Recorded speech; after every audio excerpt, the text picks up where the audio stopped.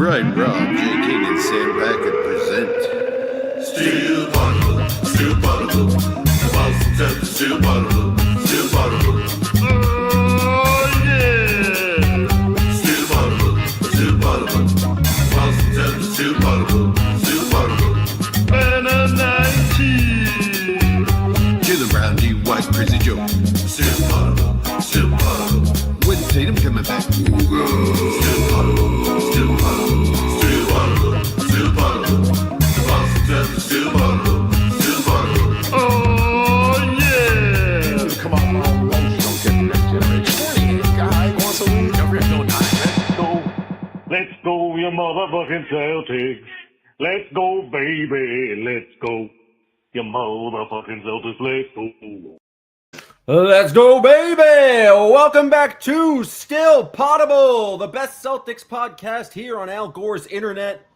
You know, people, I might just say platitudes like that when introducing their podcast, but we are the best Celtics podcast. We have the two of the best beat reporters who have been covering the Celtics for more than 10 years, respectively, from The Athletic, the kid that got the letter himself, Jay King, ladies and gentlemen, joining us live from Disney World as he's getting ready to take in 2 games against the Orlando Magic. We also have the great Brian B. Robb from MassLive.com, not at Disney World. And I am Sam Jam Packard, not a beat reporter, but just a guy who's kind of been hanging around the team for 10 years. We are Still Poddable. We are a constant Celtics podcast. We got 2 free episodes for you every single week. You can hear us on the CLNS network. You can also find us on Spotify, on Apple. Part of that CLNS media network makes this show brought to you by Prize Picks. It's America's #1 daily fantasy sports app. Download the Prize Picks app today and use code CLNS to get $50 in lineups after you make your first $5 lineup. But we're not just 2 podcasts today. We're podcasts for you every single day of the week because you get bonus content on the Patreon. If you want Celtics talk, if you want a Celtics fan community, go to patreon.com/stillpoddable. We got game recaps. We got behind-the-scenes footage. We've got constant Celtics coverage for you from the 3 of us and a great little community where you can chat with the other Still Poddable fans throughout the game on the Patreon app. We really appreciate everyone who's part of the Patreon community. Highly recommend you join today. That is patreon.com/stillpoddable. Now, that was your best intro ever. That was professional. Hey, that's a professional sports fan here. I appreciate it. Jay, you got to give us a little bit of a Disney World update before we dive into these Boston Celtics. It seems like you had a blast today.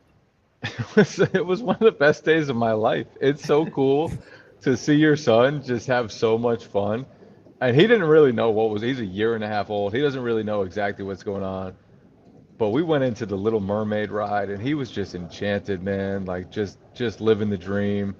We had dinner at some restaurant, and the Beast came around from Beauty and the Beast, and he was like wide-eyed, and then the Beast left, and he was like looking back and forth trying to find him. It was something else. The whole day was just awesome. We went to the parade. He was just locked in. He had so much fun that I couldn't help but have so much fun just watching him have joy, man. It was the coolest, one of the coolest days of my life. It was truly magical. Does it hurt at all knowing that he's not going to remember it ever? No, because I will. And I'll remember how he took it in. It's not like I don't care about the Disney World rides we went on today. I don't care about any of that stuff. The only thing I cared about was seeing him have so much joy, and I'll be able to remember that. And whether he does is immaterial to me, because seeing him have that much fun, seeing him be just on cloud 9 all day, it was awesome. It was the best. All right, final follow-up question. What is the name of the character that turns into the Beast? Do you know? Gaston. Well done, sir. Well, so the man knows his Disney. He's a Disney World pro. I'm a Disney World aficionado now. Right, live from the business center. That's the J. King difference, folks. Are you going back? Are you going back Saturday? What's the plan?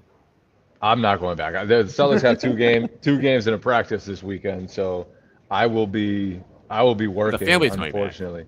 Katie and Grady will be going back tomorrow with one of Katie's friends who lives nearby, and we turn it into a family vacation. What in what world do the Celtics have 2 straight games in Orlando? When I looked at the schedule, I was like, this is awful. I'm going to be in Orlando for 4 straight days. And then Katie was like, why don't we just turn it into a Disney World vacation? And this is the first work trip Grady's ever come on with me. It was awesome. This was a fantastic day. It's the only thing you can do to make that long weekend in Orlando at all worth it. I've been to that Orlando. It's a terrible town. Oh, but we're here to come and talk about the Boston Celtics. Last time we talked, we kind of did a check-in of things that are most important about this Celtics season. Then they had 2 kind of interesting games. A bad loss to the not to the Orlando Magic. We were just talking about the Orlando Magic. A bad loss to the Utah Jazz, where they just couldn't hit a shot. Historically bad shooting performance. And then they absolutely destroyed the Washington Wizards. B-Rob, I think the one kind of new thing to emerge in those games was just Jordan Walsh came in and played pretty high energy and had a solid, what was his first performance of the year. Like, what are we? Does that mean he's going to get a chance in Orlando? What are we to make of this Jordan Walsh performance? And does he get like more of a chance considering just the athleticism he brought to the court on Wednesday night?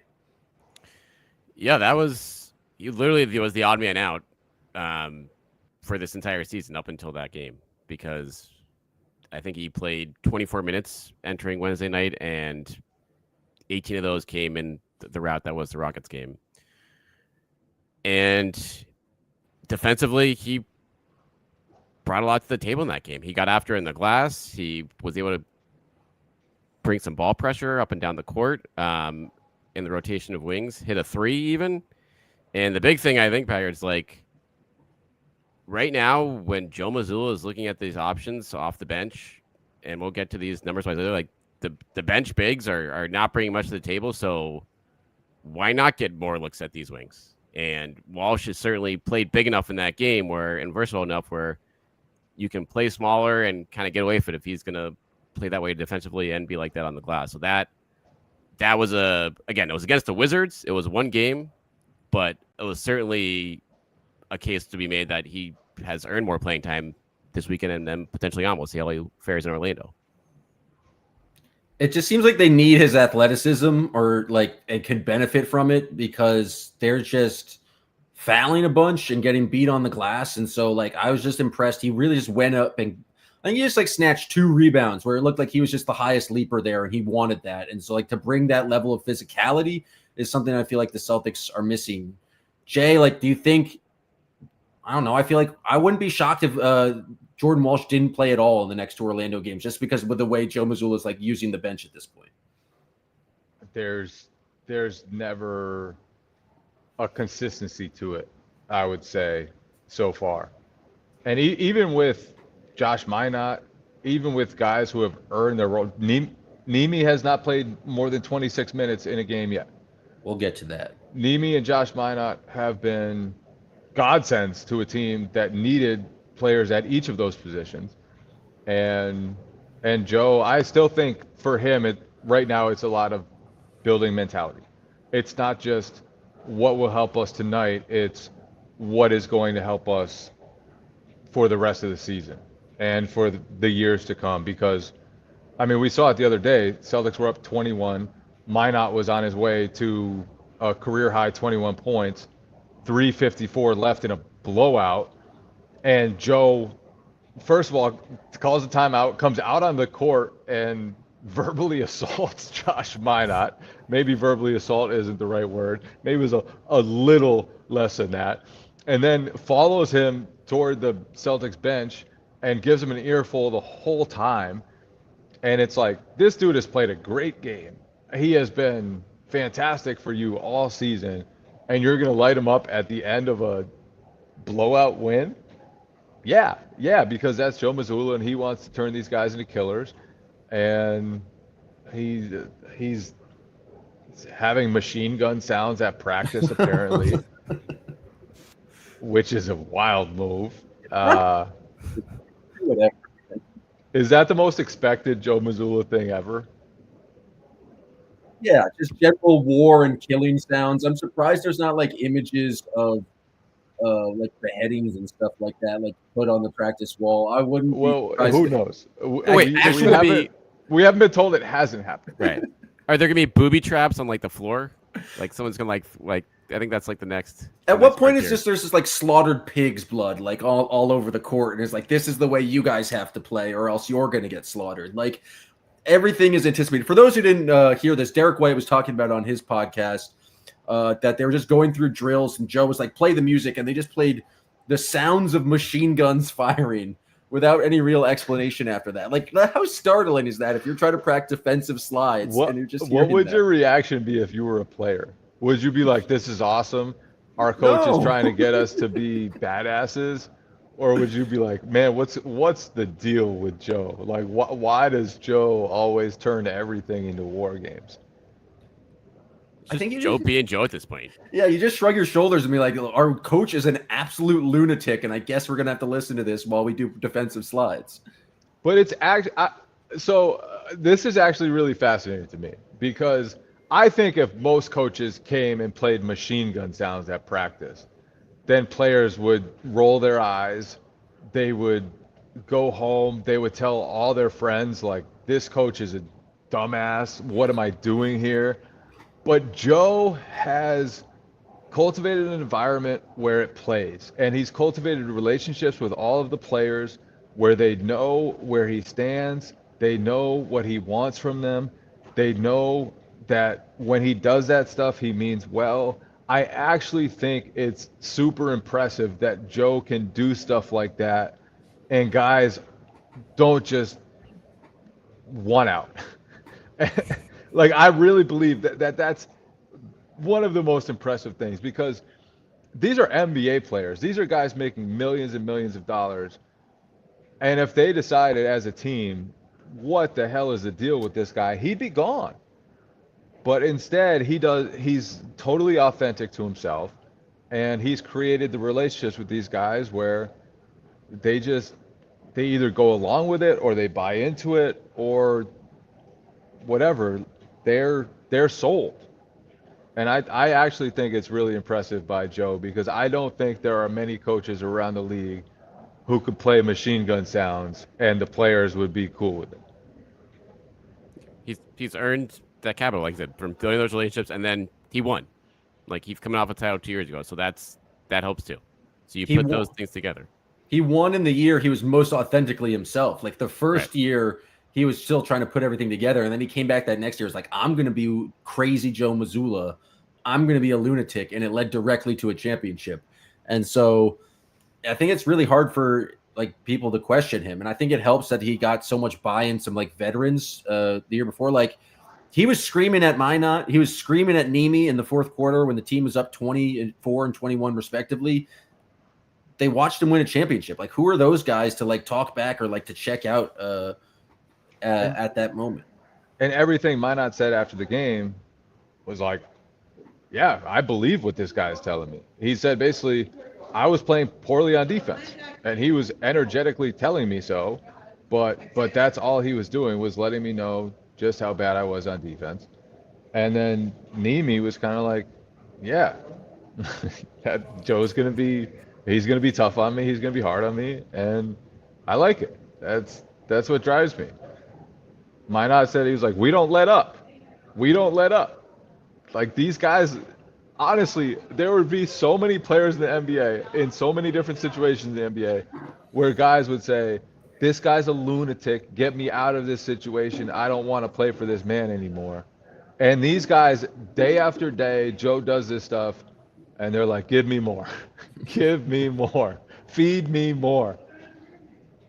They're bought in.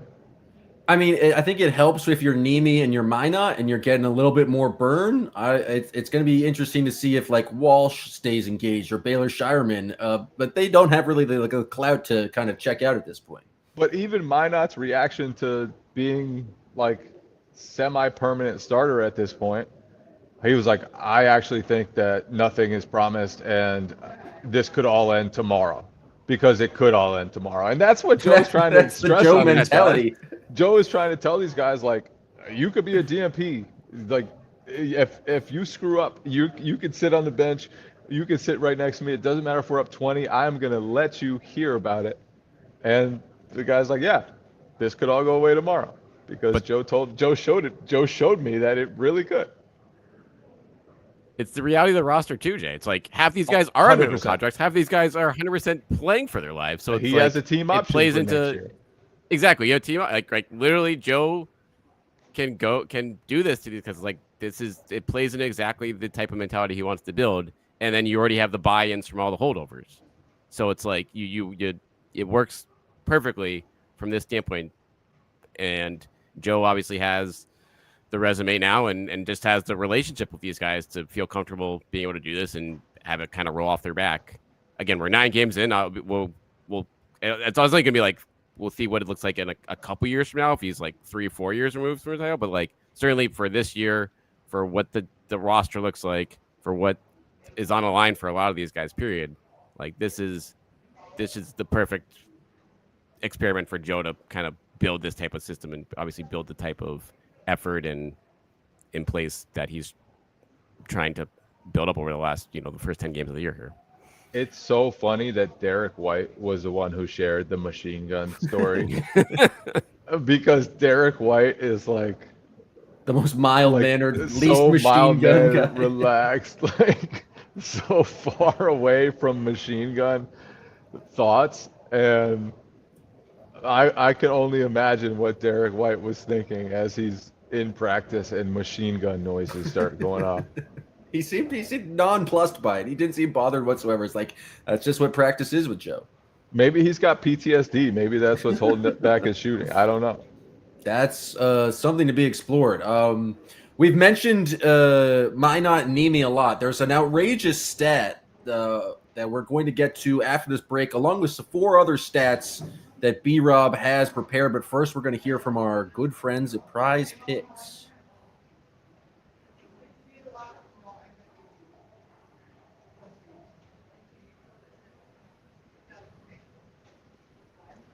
You got the read, Packard?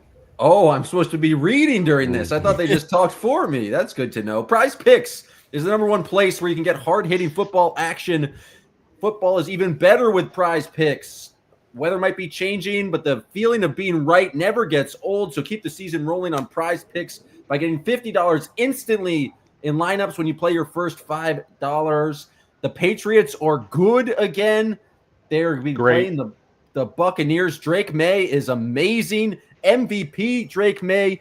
And so if you want to root for Drake May and have some fun, go to Prize Picks, where it's the only app that uses stacks, meaning you can pick the same player up to 3 times in the same lineup. So if you want more on Drake May's passing yards, rushing yards, touchdowns, now you can pick them all in the same lineup, only on Prize Picks. Prize Picks also offers you flexibility, so you can use Flex Play.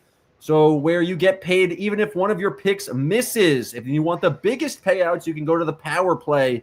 No matter what you play, Prize Picks is a great way that puts your takes to the test. Download Prize Picks today and use code CLNS to get $50 in lineups after you play your first $5 lineup. That's code CLNS to get $50 in lineups after you play your first $5 lineup. Prize Picks. It is good to be right. All right, so I had no idea I was responsible for the talking part of that, but I'm glad we were able to recover. Who would know that the host was supposed to? We had new visuals. Things. I thought the visuals would come with audio, but who knew? All right, that made for a better read, honestly. That's authentic. It was authentic, and the folks at home didn't have to watch me read it, so I think that's an improvement as well. Right now, we're going to do the second segment of the show, Stats with B-Rob. Stats from B-Rob. I totally forgot that was the intro to it. B-Rob, you prepared 5 key statistics in the first 9 games of the season. Yes. Yeah, so let's start with the big one here.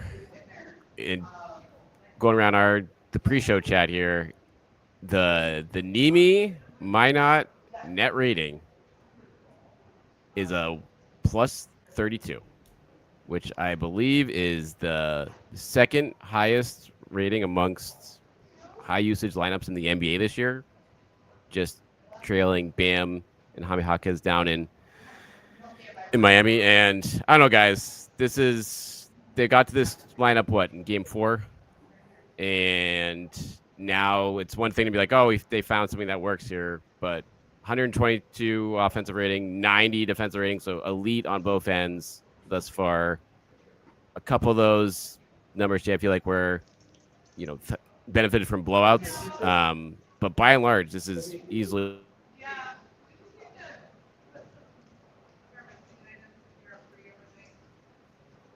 We lost B-Rob. The lineups were there. Jam, are you with us still?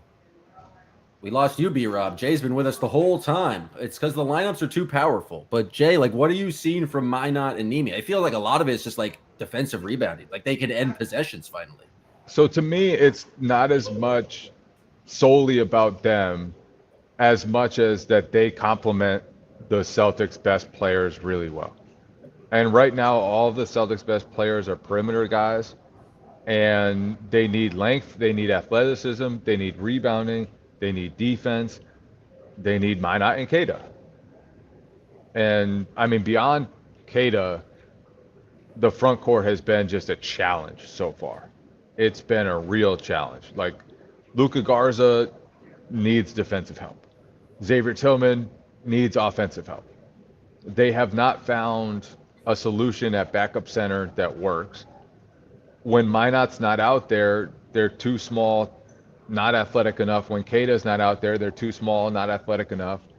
And those guys just make it all work. They complement the best guys really well. And that, to me, is the most important piece, why all those numbers are so great. It's not just that Josh Minot and Nemi have played great. It's just they're exactly what the other guys need.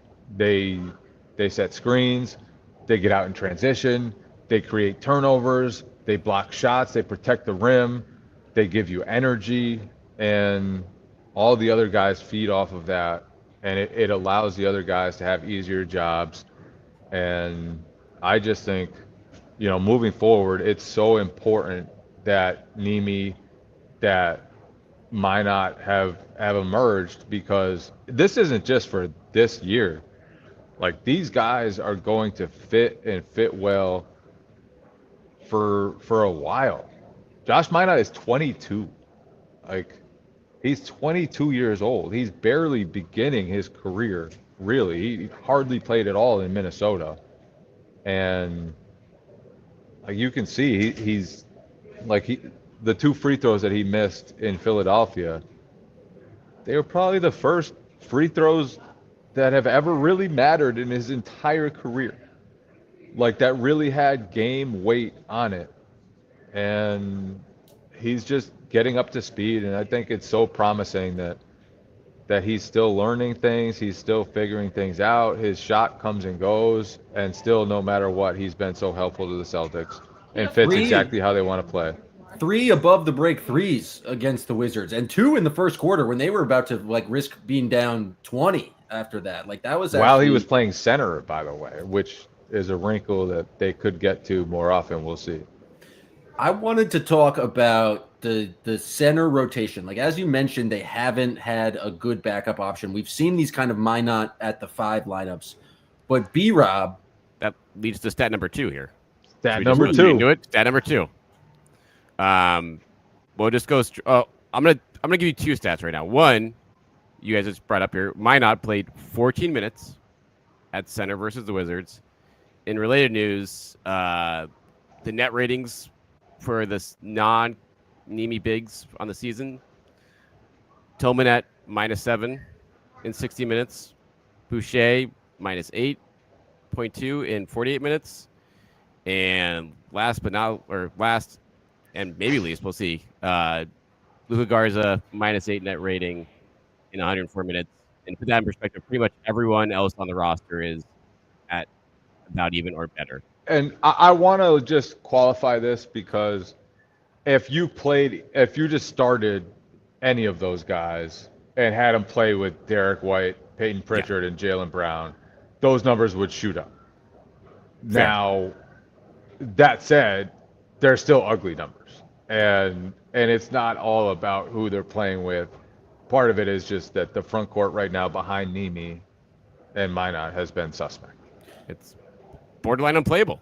What- Does that mean that Nimi needs to play like more? He's averaging what, 24 minutes a game? Like, does that need to be up closer to 30? And this is me saying this. I have been one of the bigger Nimi detractors, but it is just so much noticeable. Like, when he's on the court, they foul constantly. They don't get defensive rebounds. Like, he is a legitimate 7-footer. Turns out that's useful in the NBA.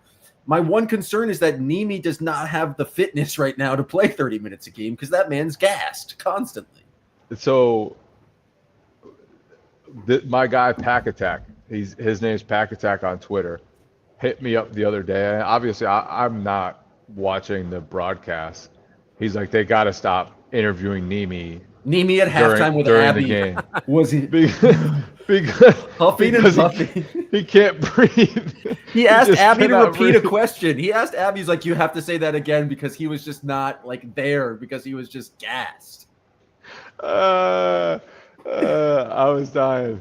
I almost went back and watched. I forgot to go back and watch the interview, but I think that's part of the reason why he hasn't played more than 26 minutes per game. Is he literally just has to get used to playing more minutes. He's never played big minutes in his life. He was a 4th-string center last year. For center, like center minutes are tough. You're covering up a lot for your teammates on defense. You're going and sprinting and screening all the time on offense. Those are tough minutes, and you're also just bigger, carry more weight.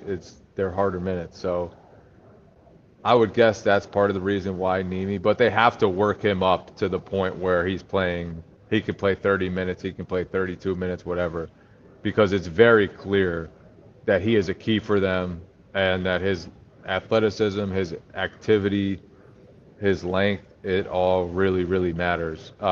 It felt like in that Washington game, they made a conscious effort to hit him on the roll more often. Like that was part of their film session. It was like, you guys are missing Nimi on the rolls. I think that's been pretty consistent for much of the season. Is like they're just not finding Nimi when he's pretty open. And against Washington, he had a smaller guy on him. They lobbed it over the top. They found him a number of times, and he ended up going 7 for 7, 15 points. Had another really, really promising game. So they need more Nimi. Packard's a convert. Mark the tape. Mark the tape right here. I got 2 eyes. I can see like the gravity he has on offense when they do hit him on the roll. Like it opens up shooters. It opens up a vertical threat, and they just don't get destroyed as much as they do on the glass. That's despite him giving up the offensive rebound to Nurkic to kind of lose the Jazz games where he really didn't do a great job of boxing out there. But like there's no other option on the court. Like Garza is what, 6'8"? Like the Tillman is 6'8". Like they just don't have the size. Size is important in basketball. He's the only option. So they look at the net rating with him and Minot. Look at the ratings with all the other backups. Like the proof's in the pudding, B-Rob. It is. And so now, I mean, he's going to max out at 25 to 30 minutes a game. Like, period. Like, I think that's... I need him to ramp up to 30. I need him to be closer to 30. If he can get to 30 by midway through the season, that's amazing. Like, he'll eventually get there. Certainly, 25 is a reasonable goal right now when he's at 22 a game. In my mind, like, that's 3 to 5 minutes there you're going to get. The bigger question to me right now is, like, is this Minot at center adjustment against the Wizards? Is that going to become a thing or not? And the reason why I think you might want to try it more is because he's probably a better defensive rebounder than any of your other bigs on the bench right now. I know Boucher, like Garza is really struggling there. Boucher has been better, but they just can't find a rhythm with him at all, I feel like, when he's been in so far. So he's probably had the toughest draw, I think, Jay, in terms of those guys, in terms of limited time. And Tillman his size is what he is at this point, and offensively, like, he just hasn't been there. So I wonder if you get more of Minot and that allows you to play more of Walsh, more of Ugo, like, opens the door to, like, kind of the more frantic style of play I think Joe Mazzulla wants. So like with this group, is that viable against more teams here? I don't know. I think it could be, but I also like it's one thing to be really small. It's another thing to be really small with several non-shooters on the court.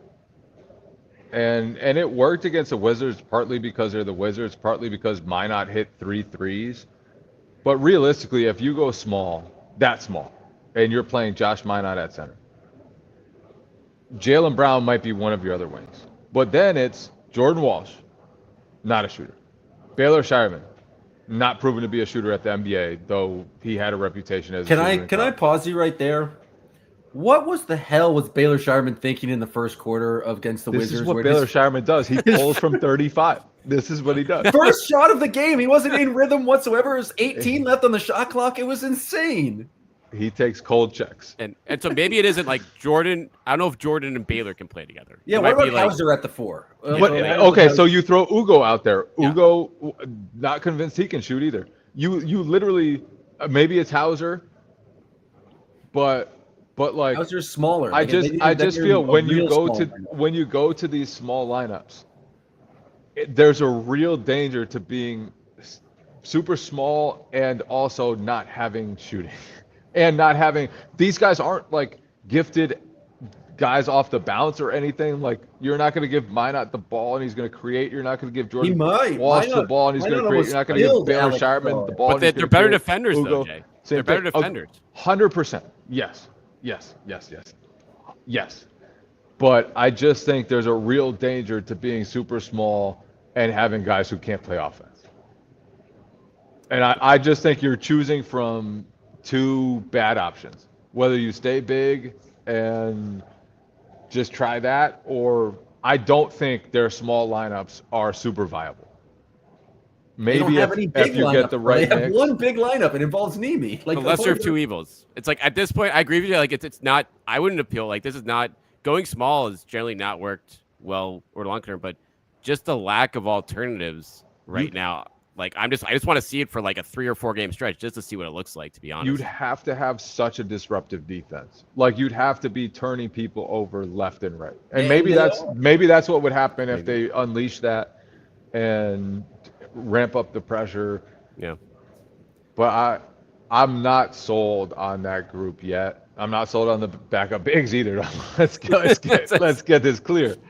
But I'm not like itching to see more Minot, Walsh, Shireman minutes either.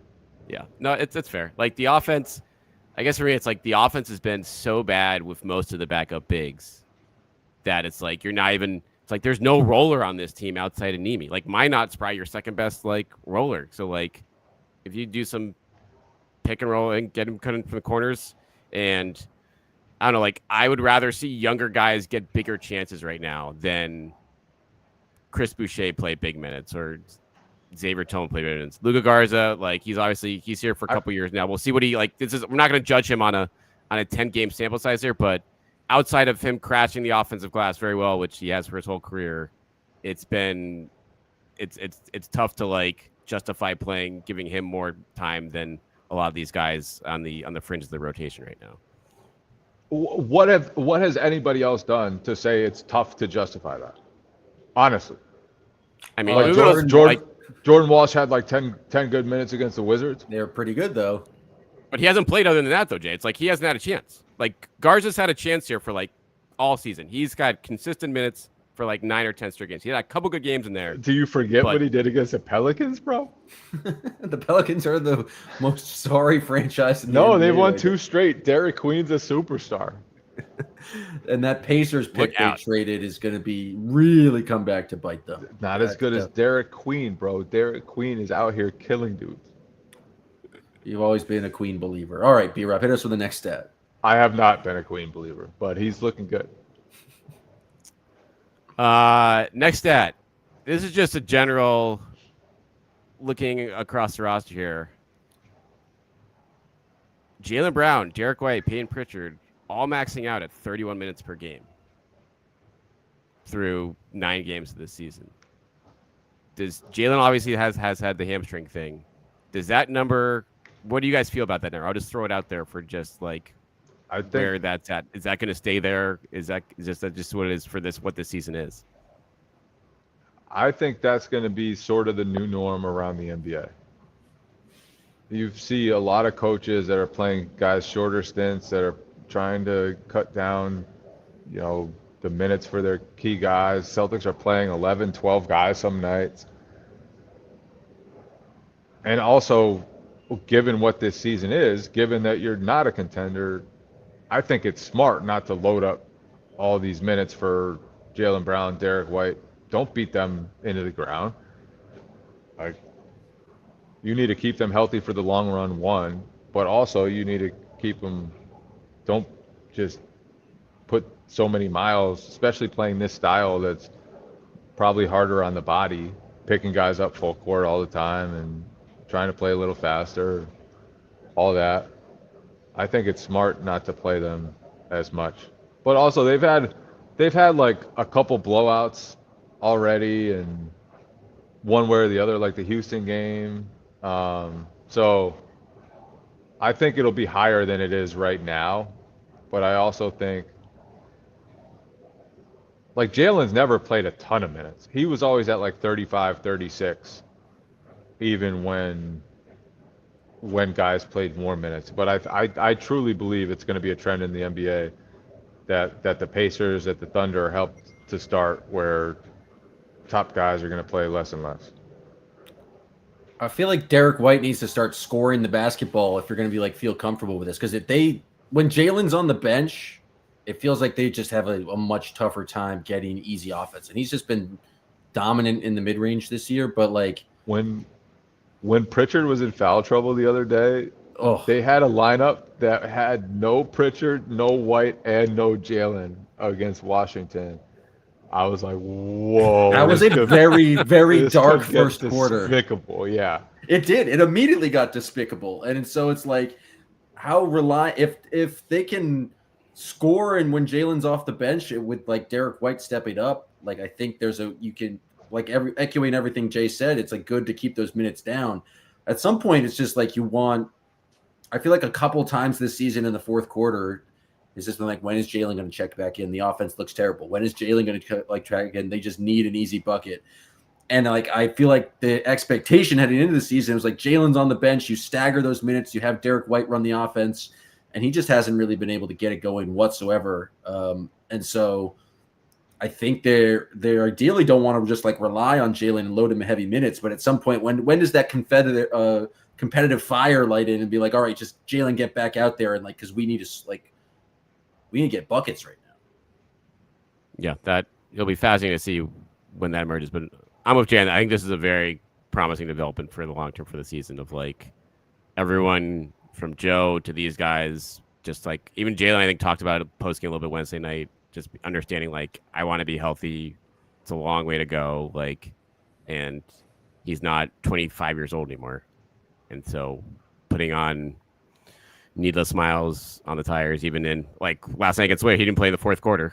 Like that, those are going to be more conscious decisions like that. I feel like in either direction. Was it the game against Philly when Ugo was playing pretty well and they kept Jalen on the bench for like 10 or 11 straight minutes, whatever it was? Like, right. That's smart sometimes. If you're getting away with it, and granted, they almost choked away that Philly game when Jalen's on the bench. So I don't know if it was that smart. What did you guys think? Maybe I'm the only one who even thought about this for more than 2 seconds. But what did you guys think of Joe pulling Peyton Pritchard after he got 2 fouls in like a minute? Did you think that was a no-brainer, or did you think, like I did, that Peyton Pritchard averages less than 2 fouls per game, and that you're probably just putting him in artificial foul trouble when really, like, he's not going to foul out of the game? And I think he ended up with 2. He might have gotten a third, but it was like you took him out of the game for what was it, 10, 12 minutes, and cost yourself probably a pretty bad first quarter because of it. And meanwhile, this is a guy who hardly ever fouls. It's not like Washington has guys that are going to be targeting Peyton Pritchard and like going after him and testing him and potentially putting a third foul on him or making him, kind of back up, play a little, lackadaisically because he's trying to avoid that foul. I just think coaches, and this is not just about Joe, but I think a lot of coaches just go with like the conventional look at foul trouble when it really should be a person by person basis. And Peyton Pritchard, for the most part, is never going to foul out and is never going to, like, he picked up 2 ones. It was very unusual. And if you'd played him the rest of the game, he probably would have finished with 3 or 4. Yeah, I was very surprised like that. Like, I don't know whether it's just like, okay, let's see how Simons responds in this situation with the starting 5. Like, this, we can get a look with that group and this is an excuse to do that with Pritchard hitting 2. So, but your project, I think like that's a move that Joe makes this year. He wouldn't have made, I think, the last couple of years. I think that's like maybe, again, a way to control minutes when stuff like that comes up, or just get a look at different lineups. Obviously, it didn't go well, but when it comes to winning now with this group, like the margin of error of like trying stuff like that versus winning games, I think, is coming to the forefront now. As we've seen the dominoes form more in terms of what this team can and can't do, and right now, playing any type of minutes without Pritchard, Derek, and Jalen out there you're pretty much drawing dead. Has Joe ever explained his philosophy on foul trouble? He's not really very forward about anything. Anything? Forthright. Yeah, like Brad used to just leave guys in the game. Brad would very much go against the normal like foul trouble, Conventional wisdom. the conventional wisdom, and he would just leave guys out there. And he said it was because he thought like that you could ruin a guy's rhythm by taking him out, and then not only do you maybe put him in like fake foul trouble, but then when he gets back out there, he's not in rhythm, he's not in the flow, and you've ruined the minutes after he gets back out there, as well as the minutes when you took him out. So, I would love to hear Joe kind of tell us his thoughts on that, but I don't think he ever would. If only you had an opportunity to ask Joe questions before and after every game. Yeah, I'll ask him next game. There you go. I mean, I Pritchard checked out at like the 11:42 or after 46 seconds, and I thought nothing of it. It's like, oh, you picked up 2, but considering what you mentioned about him just like averaging 2 fouls a game, and considering how badly they played in that bleak first quarter, I definitely think it's a move you can second guess at this point. B-Rob, how many more stats? It's not even a real second guess. It's just like Curiosity. I think there's another way to possibly play it. Yeah. It's not like I'm sitting here like Joe's an idiot. Joe sat Peyton Pritchard with 2 fouls in the first minute. I think almost any coach would do that, but I also wonder if sometimes maybe you shouldn't do that. Fair enough. B-Rob, stat number 4. All right, so this is a double. We'll do 2 to knock it out. 4 and 5. 4 and 5. I want to bring up first one is for Packard, the 2-point daddy, Sam Hauser, this year has opened, I believe, 1. Do you want to guess? I'll let you guess, Packard. What do you think he's shooting? 1 for 4? Like, I feel like he hasn't taken any 4 or 2-point shots. I feel like the real 2-point daddies are Peyton Pritchard and Jalen Brown. Yeah, we'll get to them. 1 of 7, Packard. So Sam, but Hauser is shooting 38.5% from 3-point range, 14% for 3. So so can we retire the 2-point daddy? Is that officially? Yeah, he is no longer. It's been moved to Peyton Pritchard. Some would argue he never was the 2-point daddy. It was Gordon Hayward initially, and then it was never Sam Hauser. I apologize for ever trying to bestow the name upon him. Wow, Justin hitting hard. Hey, Peyton Justin. Pritchard. Hey, Justin. Piss off. Justin said, you guys are boring. Please have more life to your shows. Justin Mohan, 7103. He's got a cool SpongeBob picture. Yeah. Coward. Peyton Pritchard, 69.1% shooting from 2-point range, 38 of 55 from the field. compared to 15 of 67 from three-point range. I don't know. He's always been a crafty finisher inside the arc, but this is, I feel like, in the mid-range. I mean, the entire team, I feel like, is killing it to some degree in the mid-range early in the season right now, but his ability to create at the rim and just, like, 2 steps away from the free throw line, pretty much anywhere on the floor right now, is not the story of the first 9 games, but thoroughly a very welcome development amid this three-point shooting slump he's having. He has been utterly unguardable in the mid-range. Like, guys cannot stay attached to him. Guys cannot prevent him from getting up little 12, 13 footers. And he seems to make almost every single one of them. It's incredible the accuracy he's had on those shots. This is like a 6-footer. He is extremely small compared to everybody else. And he gets in there. His handle's crazy. He just bodies up. He has a really low center of gravity, just bumps guys, creates enough space, and then never misses. The touch he has, like, it has been, and it saved their offense at times. Like, he has been their offense at times. And I think, you know, once he starts hitting threes, he's going to put up some numbers, because the other stuff that he's added to his game that is being, you know, that he's given the freedom to show now that the Celtics are built the way they are. He's doing it at the rim. He's doing it in the mid-range. And one day he'll do it at the 3, because he's not a bad three-point shooter. He's a great three-point shooter. He's always been a great three-point shooter. He's always done it on tough shots, too. It's not like last year he was getting all easy shots. No, Peyton Pritchard was hitting nonsense last year 41% of the time. It's going to even out, and this new mid-range game that he's showing is, like, he's really, really hard to guard, and he's going to be one of the very, very key parts of this offense all season long. Their offense is him and Jalen in the mid-range, like going one-on-one. Jalen's was phenomenal. He's been shooting so efficiently in the mid-range, and I think their three-point attempts, I think I saw a stat, or like a three-point attempt rate is down just because they've adjusted a little bit, but it does seem like their go-to offense at this point is Peyton Pritchard working guys one-on-one and Jaylen Brown just like getting to his spots at elbow line extended, and he's been phenomenal. The question I have, where's Derek White from the, like, he's not hitting from 3, but where's like the Derek White floater? Where's the, like, him doing anything in the paint? I was shocked. I just looked up his basketball reference. He's taking more 2s a game than he has ever in his career, but his percentage is way down. He's less than 38 40%. Before the last game. Yeah.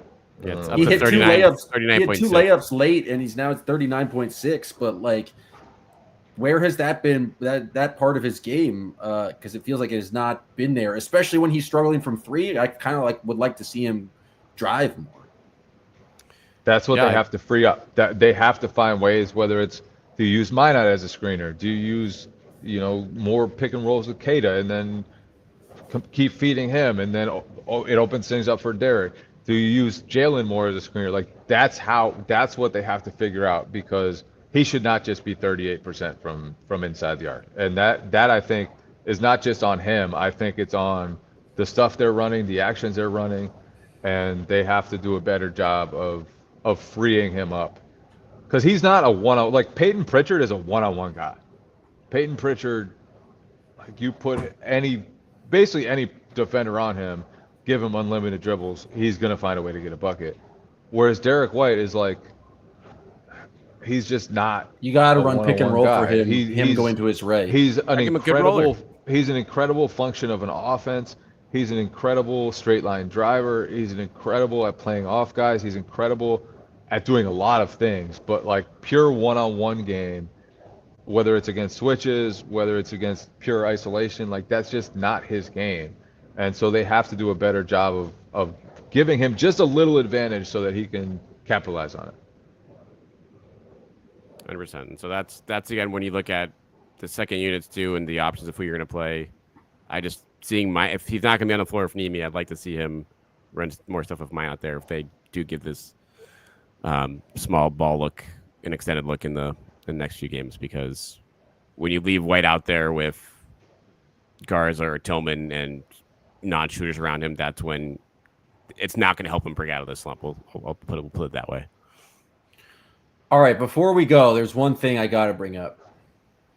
Jaylen Brown got caught with a hair paint again on another guy. And, like, I thought he played it on AI. I mean, yeah, he plays it well, very like he owns up to his mistakes every time. But at what point do you stop painting the hair on? Like, this is going to be happen. Like, fool me once, shame on me. Fool me twice, shame on me again. Fool me 3 times, Jaylen, then the shame is back on you. Like, at what point does this stop? Can he just like accept what his hairline is? Like, it's getting ridiculous at this point. Let's go with the whole season with it. Just lean all the way into it. Do, but like it's just ridiculous. I haven't seen it happen. I thought Keyshawn George's reaction to it was so funny. He was like looking at his shirt, like, what? And you know they saw the hoopla about Jaylen Brown's hair on Twitter, whatever, the other day. And so when it happened to him, he's like, I'm part of history now. Well, now he's no longer part of history because it's just going to happen regularly. Like OG Anunoby, he was history. But now it's just a normal function that we can expect to see from Jaylen every 3 games when he puts his head down on a drive. Like, it's just not a – at what point does it stop being funny and just start being sad is my question. Or is it sad already? How vain are we as a society that he feels the need to paint on his hair every single game? Questions maybe Still Poddable doesn't have an answer to. Maybe you come to us for basketball analysis and not social commentary. Who knows? You're really bringing me down. I had a great day at Disney, and now we're just talking about the vanity of society and the sadness of Jaylen Brown's hair paint or whatever it is. Well, here's the thing about Still Poddable. It's 3 guys with great hairlines, and so you're not going to have to worry about paint on the hair. Pretty charitable to be Rob here. And I was gonna say that's 2 guys with really good hairline. One is I was trying to be nice to end out the show. Packard. Hey, you just teed me up. I don't think you were trying to be nice. I think you were trying to tee me up because you knew I would slam home the alley. You know what? Sometimes you gotta be a pass first point guard. Sometimes you gotta see the floor. And so, do what we can here on Still Poddable. We appreciate everyone tuning in on the CLNS network, everyone tuning in live on Twitter. If you want more of us, you can get us where you get podcasts, Spotify, Apple. Find us on the YouTubes. You can find us on Twitter at Still Poddable. If you want more Still Poddable, if you want game recaps, if you want little podcasts from the press conferences, if you want reporting from 2 of the best beat reporters covering the Boston Celtics, go to patreon.com/stillpoddable. We got 5 podcasts a week on there. You can also get these podcasts ad-free. So the place to be is patreon.com/stillpoddable. Great community of people there who are chatting along in the games. It's kind of the new place I go during the games instead of Twitter because Twitter is a dying entity. So come join the fun, send some memes, enjoy the Still Poddable community. Get the bonus coverage there on patreon.com/stillpoddable. Or you can just find us here on the CLNS network or everywhere you get podcasts. For Jay down in Orlando, for B-Rob with the great hairline, I'm Sam Packard. Appreciate you guys tuning in to this episode of Still Poddable. Still Poddable, Still Poddable. The Boston Still Poddable, Still Poddable. Oh, yeah.